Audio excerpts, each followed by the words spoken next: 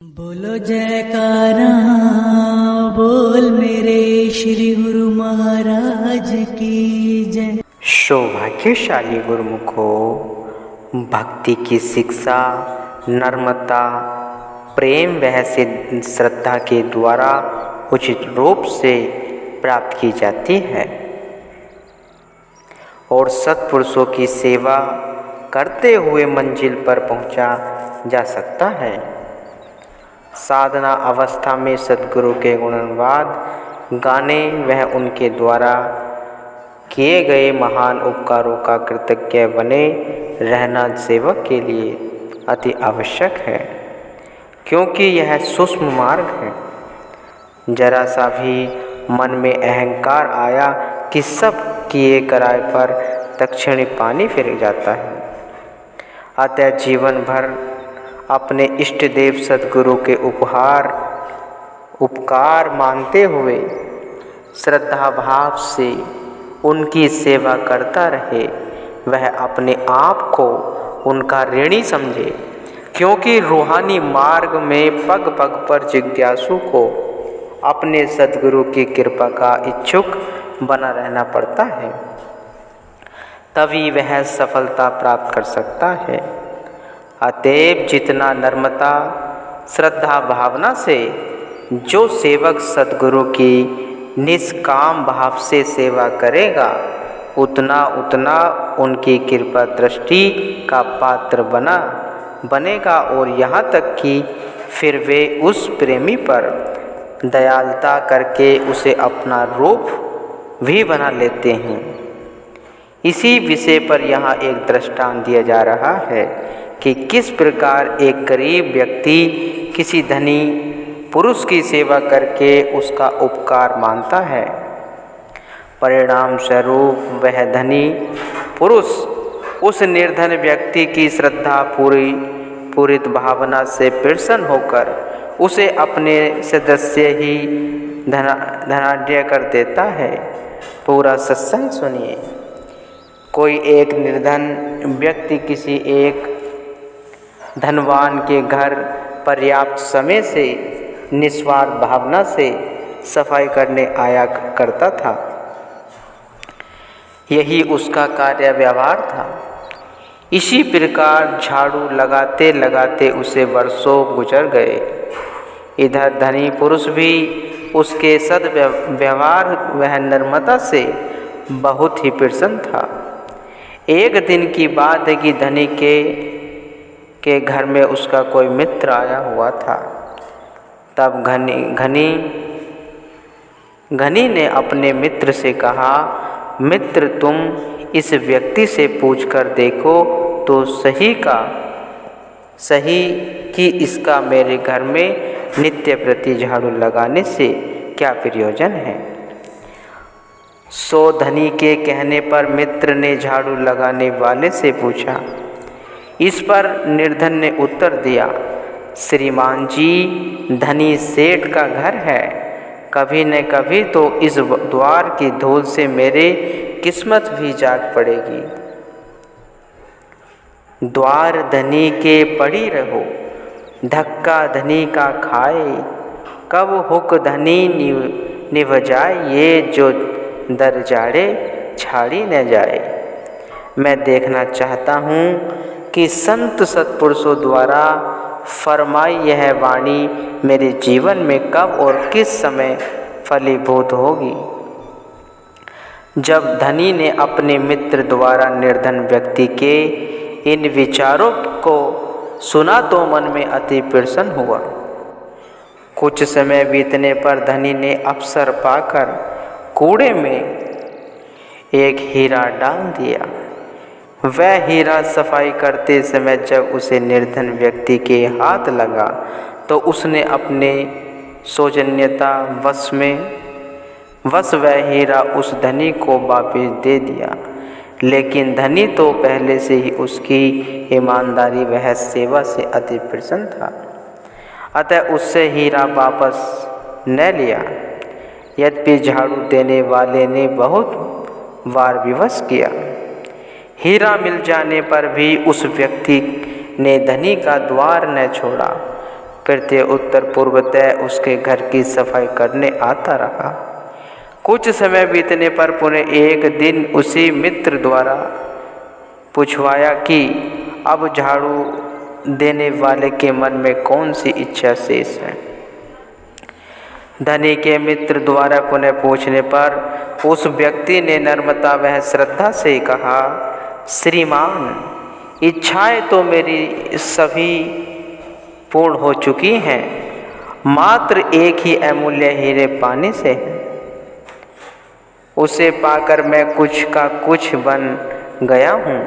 उनके उपकार का मैं ऋणी हूँ, परंतु अब मैं इनकी उपकारिता वह महानता के कारण इनका द्वार झाड़ता हूँ।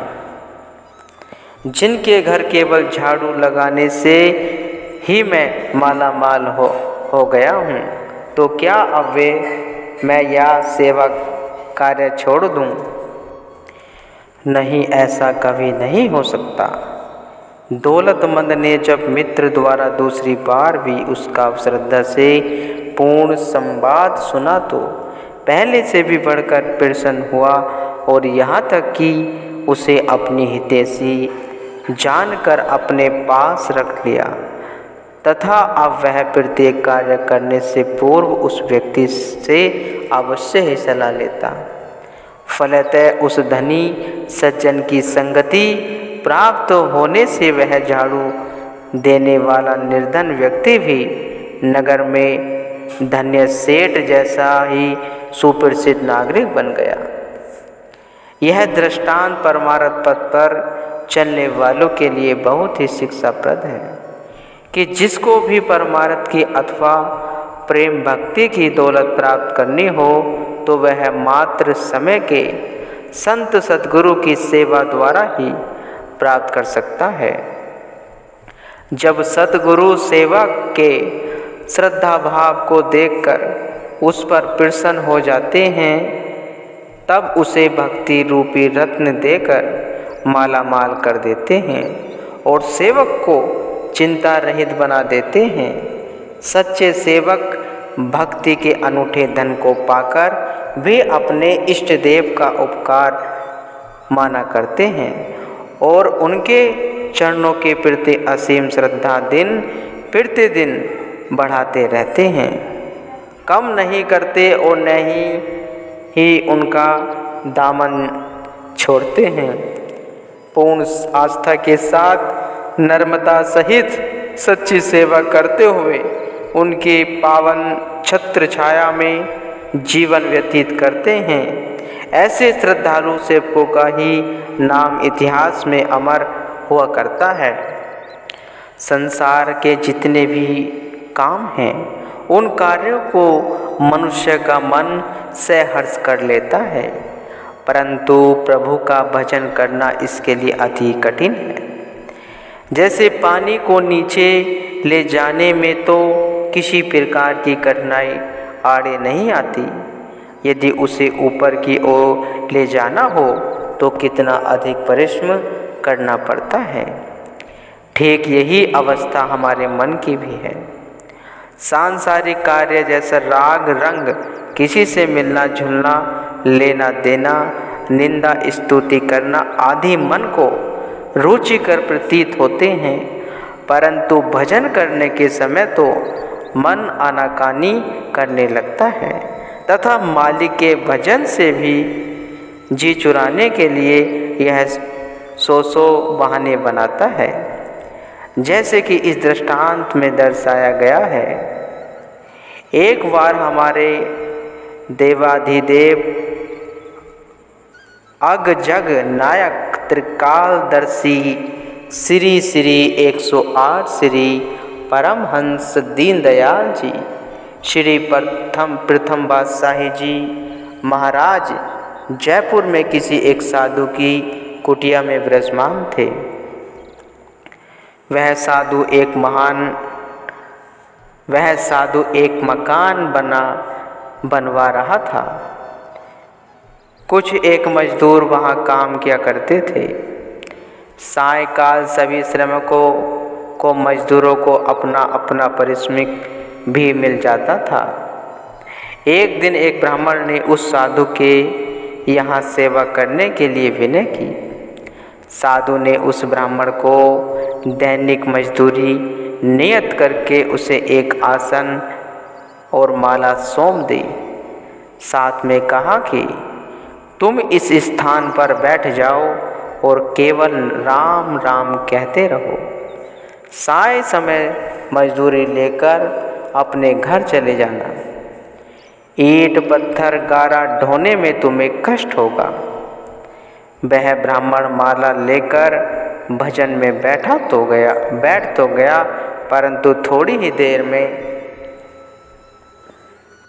वह उकता गया। मरने लगने के कारण इधर उधर देखने लगा। एक मजदूर उचित ढंग से काम न कर सावधानी से कर रहा था। उसे देखकर वह ब्राह्मण मजदूर को झिड़कने लगा कि इस तरह से नहीं, बल्कि इस विधि से काम करो। मजदूर और ब्राह्मण की वर्ताव सुनकर उस साधु ने कहा, ब्राह्मण देवता, तुमको इस झगड़े से क्या पड़ी? जैसा उसके जी में आए उसको वैसा ही करने दो। तुम तो अपना भजन करने में ही मग्न रहो। साधु महाराज जी से यह सुनकर ब्राह्मण बोला, हम इस प्रकार अपनी आँखों के सामने काम को बिगड़ता हुआ नहीं देख सकते और न ही चुपचाप नुकसान को सहन कर सकते। हाँ, अगर आप मेरे इस कार्य से अप्रसन्न हैं तो यह लो अपनी माला वह आसन। हमसे तो यह भजन करने का झंझट नहीं होता। इसके बदले में मजदूरी करके धनोपार्जन कर लेंगे। इतना कहकर वह ब्राह्मण माला फेंक कर वहाँ से चला गया। यह देखकर उस साधु ने श्री परमहंस दयाल जी के श्री चरणों में विनय की, देखिए महाराज, मजदूरी करने से भी भजन करना लोगों को कितना मुश्किल लगता है। तब श्री परमहंस दाता दयाल जी महाराज ने उस साधु को फरमाया, यद्यपि आपने तो उसके हित व भलाई की बात सोची थी कि इसे बहाने से ही उसका समय वह मन मालिक के भजन सुमरण की ओर लगेगा, परंतु यह मन तो भजन अभ्यास में बड़ी कठिनता से लगता है। मन पर नियंत्रण रखने के लिए इसे कड़ी साधनों में से गुजरना पड़ता है और यह उसे सहन न कर सकने के कारण अनेकों प्रकार के बहाने बनाता है। तात्पर्य यही है कि संत सत्पुरुष अपने सहज स्वभाव के अनुसार आदिकाल से ही जीव मात्र के हितचिंतक रहे हैं।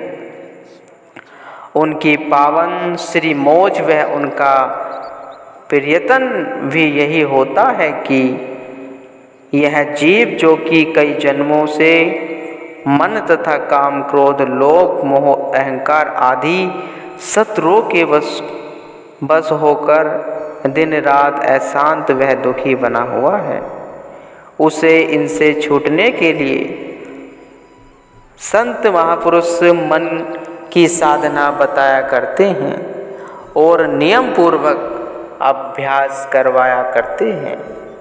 साथ ही अपने अमृत प्रवचनों की वर्षा कर जीव को सच्चा आनंद देते हैं, परंतु इस सच्चे आनंद को जिज्ञासु तब ही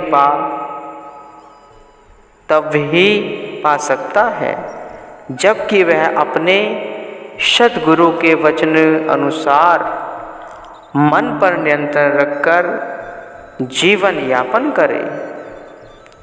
निम्न दोहे में स्पष्ट भी होता है, जो साए भावे नहीं सो वाट न बूझे जी, साई सन्मुख हो रहो इस मन से जूझे जी। संसार में उन भाग्यशाली जीवों का ही वास्तव में जन्म लेना सार्थक है जो सद्गुरु के दिए हुए नाम का सिमरण करते हैं और 2 घंटे भजन कर कर अपना लोक परलोक दोनों सवार लेते हैं। जो पूर्ण पुरुषों की चरण शरण ग्रहण कर उनके पद चिन्हों पर चलते हैं तथा मन, इंद्रियों व इच्छाओं आदि का दमन कर अपनी श्रुति को सदैव योग साधन में जोड़कर आत्मा का सत्कार करते हैं, वे ही जीव सच्ची शांति प्राप्त कर लेते हैं। वस्तुतः मानव की यही सच्ची मांग है, गुरुमुखो।